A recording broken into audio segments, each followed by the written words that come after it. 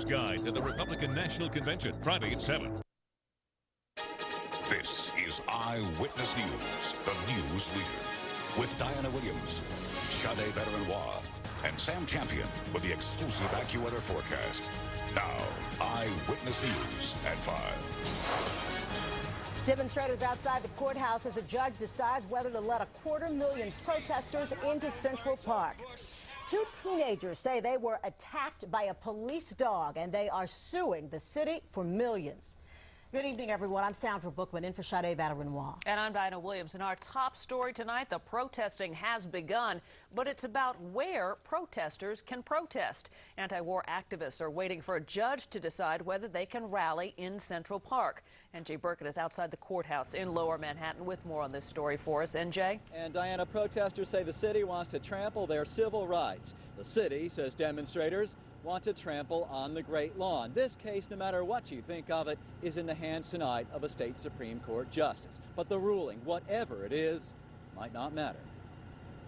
It's our park, not their park. Organizers and their lawyers are ruling nothing out. And thousands of demonstrators could converge on Central Park on Sunday, even if the judge rules against them. All the options are available. In court, civil rights attorneys accused the Parks Department today of being heavy-handed. So the city has offered one location for the rally for this event and one location only. The only place they have ever offered is the West Side Highway. Demonstrators have already been granted permission to march past Madison Square Garden. And organizers have insisted that the only place that can accommodate their anti-war rally is Central Park. But city officials are clearly worried that the marchers would trash the Great Lawn, recently restored at a cost of $18 million. The only real option is either go to West Street or not have a rally at all. The legal decision is now in the hands of Justice Jacqueline Silverman, but the battle lines have already been drawn. We will march past Madison Square Garden. The question is, where do we go once we are past Madison Square Garden? We are not going to the West Side Highway. We are not having a rally on the West Side Highway. We are not going to the West Side Highway. The ruling is expected here tomorrow morning. No matter what the decision, an appeal by one side or the other is all but certain. And we're told tonight that the NYPD is drawing up plans to deal with thousands of rogue demonstrators. Live tonight, Lower Manhattan. NJ Burkett, Channel 7, Eyewitness News. Thanks, NJ. Authorities in New Jersey are also beefing up security as the Republicans come to New York. Their plans were announced today. Police will ride the trains into New York City, while helicopters will patrol overhead. And officials are setting up the hotline so the public can report any suspicious activity. Coming up at 5:30, Jen Maxfield will have a complete rundown of everything New Jersey is doing to keep us safe during the convention. And stay with Channel 7 for continuing coverage of the Republican National Convention.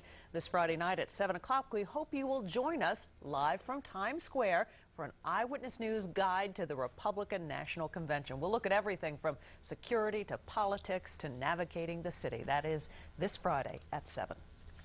Senator John Kerry's campaign brought him to New York today. He ripped into President Bush, accusing him of abandoning the middle class. Dave Evans joins us live from the East Village. Dave? Well, Sandra, as you know, between now and November, both Kerry and Bush will be concentrating on the swing states where the vote is a toss-up. That is certainly not New York. This is strong Democratic territory. So a lot of people today were wondering, why New York? Why Kerry and why today? Well, the Republican convention in about 6 days is part of the reason, but also Kerry wanted to come here for a dramatic backdrop, the history of Cooper Union Hall. Senator Kerry this morning unloaded on the Bush administration with some of his harshest language yet, accusing Bush of having no plan, no positive vision. The Bush campaign and its allies have turned to the tactics of fear and smear because they can't talk about jobs, health care, energy independence, and rebuilding our alliances. Kerry's speech appeared as an effort to refocus his campaign on domestic policy issues and to speak to the middle class. But Kerry also got in a few shots at the president over those swift boat ads and his service in Vietnam. Kerry today came close to calling Bush a liar. My duty is to be a president who tells the truth instead of hiding behind front groups, saying anything and doing anything to avoid the real issues that matter like jobs, health care, and the war in Iraq. An overwhelmingly receptive crowd praised Kerry and the focus of his speech. I think he stuck with the issues, and he spoke about what mattered, which is not these ads. Kerry chose New York because of historic Cooper Union Hall, where Lincoln gave his most important anti-slavery speech in 1860. Lines of avid Democrats stretched outside, many proud to show just how much they hate Bush, 6 days before Republicans began their convention at the Garden. Yet later it was clear Kerry still has his work cut out for him. He has to be speak more to issues that really affect each and every citizen of the United States. And Did he do that today? Sort of. And Senator Kerry today also visited the Statue of Liberty, and to show that he has a sense of humor, he's doing a taping with Jon Stewart at The Daily Show on Comedy Central. For now, reporting live in the East Village, Dave Evans, Channel 7 Eyewitness News. Thank you, Dave. The White House is announcing a pre-convention campaign swing for President Bush. It will take him through 8 key states before winding up in New York on September 2nd. Former Mayor Rudy Giuliani will be among those traveling with the president. And meanwhile, Mr. Bush remains at his ranch in Texas working on his acceptance speech. Yesterday, he refused to give reporters any hint of what he might say when he addresses the convention a week from Thursday. After spending 9 days as a hostage in Iraq, journalist Micah Garen is set to return to New York tomorrow. And for the first time, he spoke out publicly about his ordeal in Baghdad. I really appreciate the effort that everyone went to help secure my release, and particularly the patience and understanding of my family during this difficult time. Thank you very much. Garen and his translator were set free on Sunday after they were kidnapped off the streets of Nasiriyah. Detectives in Brooklyn are poring over leads, trying to find the gunman who killed 2 men and critically wounded another last night in the Brownsville section. Police still don't have a motive for the shooting on Legion Street. 19-year-old David Smith and 29-year-old Alfonso Fearon were both dead at the scene. The third victim, who is 16, is in stable condition at Brookdale Hospital. And the medical examiner is busy at work on a case we first reported yesterday at 5, the discovery of a body on the roof of the St. Paul and St. Andrew's Church on the Upper West Side. Investigators say they still are not ruling out foul play. Police believe it's the body of a 30-year-old construction worker missing for a week. Investigators have not disclosed the man's identity. New York City police and fire unions reportedly have agreed to enter binding arbitration with the city to help resolve their contract dispute. At the same time, both unions are enlisting the help of widows and children of police officers and firefighters killed in the line of duty. Standing on the steps of City Hall, the families, many who lost loved ones on 9/11, making a public plea to the mayor. It's time that we give to them what they gave to all of you. Every one of us is safe because of them. Mr. Mayor, please give them the raises they desperately deserve, ones that are commensurate with the high risks associated with their jobs. The unions are still threatening to picket during the convention to pressure the mayor to raise wages before arbitration begins. Police officers and firefighters have been working without contracts for 2 years. Diana, 2 teenagers say a police dog attacked them today. They announced a multi-million-dollar lawsuit against New York City. Lucy Yang is in East New York. Lucy? Well, Sandra, those teenagers are suing for $10 million. They claim the horrible gashes on their leg and arm are proof not just of police brutality, but police cruelty the night they were arrested here at the Marcus Garvey houses. 2.5 weeks later, the dog bites on William Bryan's legs are still painfully raw, enough to make you cringe. Only 16, he now walks like a much older man. I be having nightmares. I'm scared of dogs now. And these are the wounds on 18-year-old Emmanuel Blake's left arm. The scars a permanent reminder of the night they were allegedly attacked by police dogs. They pulled me, threw me to the floor, stomped on my head, put the handcuffs on me, and the dog just came running after me.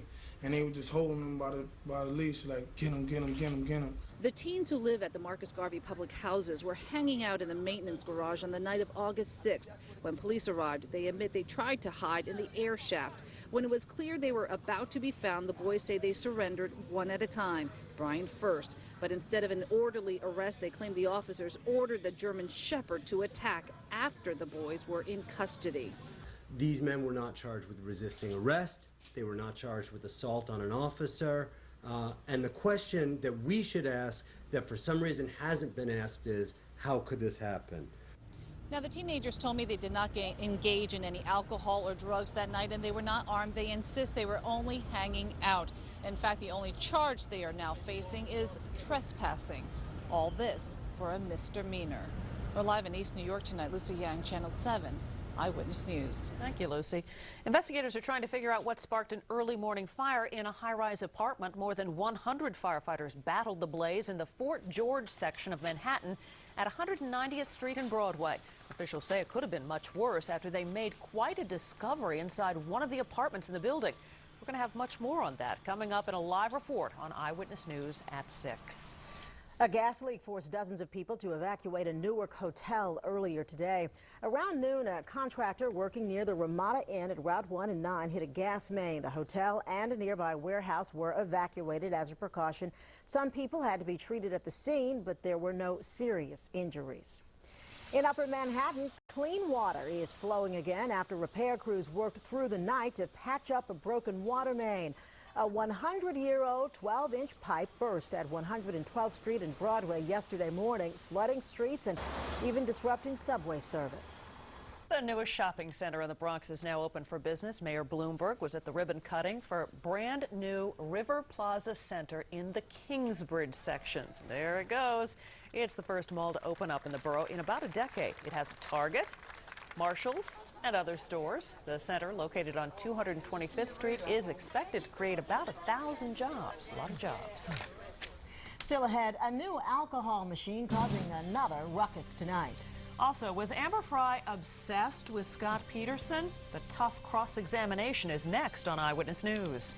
And there's a health alert for women. One part of your diet could increase your risk for diabetes by 80%. School bells are about to ring, but experts say the road to learning begins at home. I'm Art McFarland. We'll give you a few tips on how to find that road. Our first ever Celebrity Spouse Challenge. A soprano star goes head-to-head with her husband. How are you doing over there, honey? It's a walk in the park. An ET reporter makes her hubby work the red carpet. Mom's gone. Will this NFL dad fumble or score? Clint Black goes where he's never gone before. What kind of chips do we get? Yellow. Famous couples face off. Tomorrow's Oprah. An all-new Oprah tomorrow at 4. Music can be a pretty powerful thing, especially when it comes to